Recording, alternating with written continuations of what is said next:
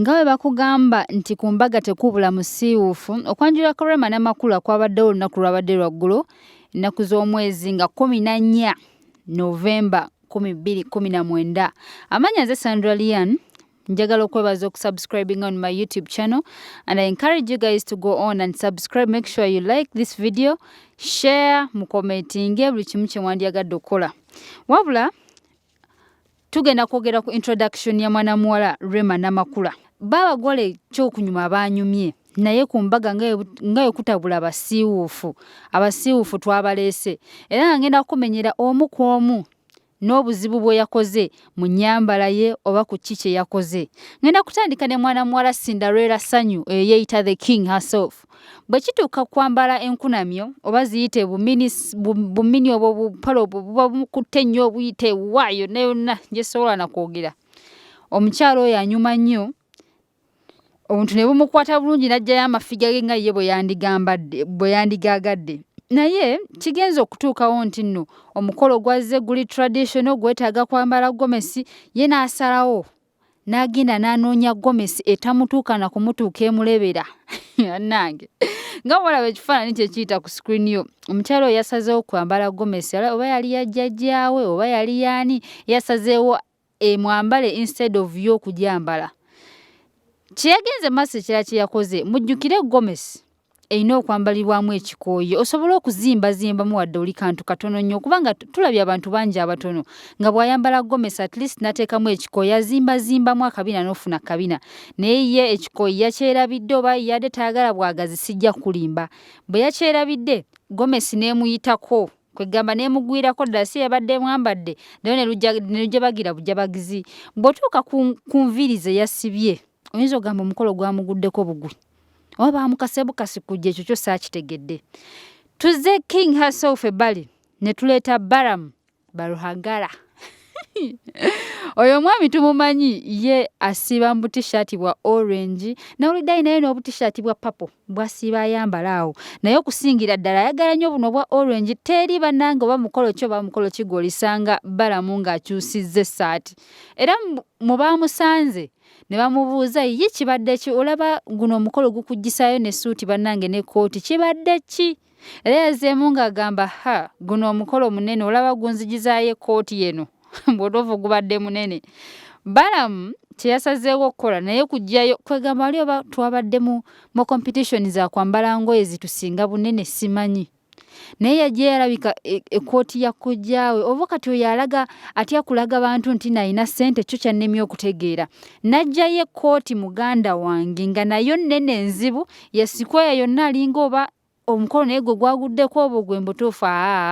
Be bonna abasiiwuufu. Tuvudde ku BALAM tuzze ku BLAQ. BLAQ yabadde ng'oba agenda okuyimbira ani, nze sikitegeera nakitegeera. Mumutunuulire yajjidde mu ngoye ze eza bulijjo tayagala kumanya. Bwe bamubuuzizza omukolo tewagutegedde, kanzu ye eriwa, kye yazzeemu kye yasobodde okulaba nga kugamba ansa gye yalabye gy'ayinza okutuwa. Yagambye ekintu kimu nti teri kanzu entuuka. Seriously? Wala DJ Roger afune ekanzu emutuuka, naye ate olwo gwe BLAQ n'obwa BLAQ bo yasazeewo kwambala nga bwe yayambadde n'atubbawa bw'atyo. Ekanzu yalemeddwa okulabikako oba talina ssente zipangisa kanzu, ekyo nakyo tetwakitegedde. Tuvudde ku BLAQ tuzze ku ZAHARA TOTO. Oh my God. ZAHARA TOTO, what is wrong with you? Look at ZAHARA TOTO. Seriously, sincerely speaking. Yayambadde gomesi oba kati yamukoze biki? Mbutuufu gwe simanyi na kyakukwogerako oba tonyumirwa bunyumizi ngoye, kyo kinnemye okutegeera.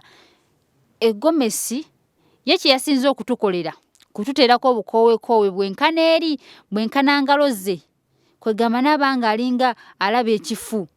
Ekyo vula abantu bavudde ne batandika omuzannyirako ku social media nga bagamba nti engeri gye yabadde alabamu ndala nnyo. Yeerabidde okufuna gomesi emutuuka naye mukwata obulungi, n'asalawo ataafe ku bukoowekoowe anaatunula atya. Kale kwegamba byonna ne bitusobera, gomesi n'etunula byayo, si be babadde bali mu kubiisanya badduka okutuuka ku mukolo leero nno ne gujja bagira bujabagizi. Bw'otunulya gomesi buli kimu kyadde kizze waakyo, ekikooyi kizze waakyo, kwegamba buli kimu ne kimutabukako.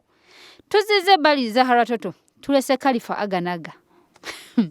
Kakati nga bumulaba oyo ayimiriddeyo ne munne Kasobeza, kati ono ate oyo KHALIFAH AGANAGA simanyi nawe ngenda kumunyonyola kubanga ngawe mwerabira mutunulire suuti ki eyo crying out loud. Oh my God, look at KHALIFAH AGANAGA.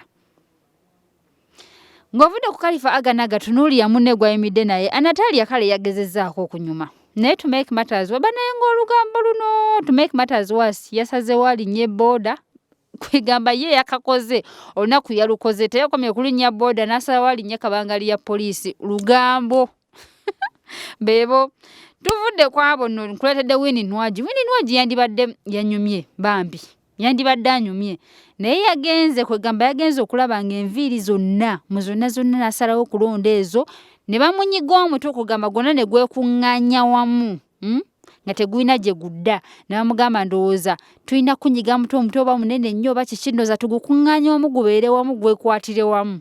Yagenze okulaba ng'enviiri ezisingayo z'alina okukolera ku mukolo gwa munne.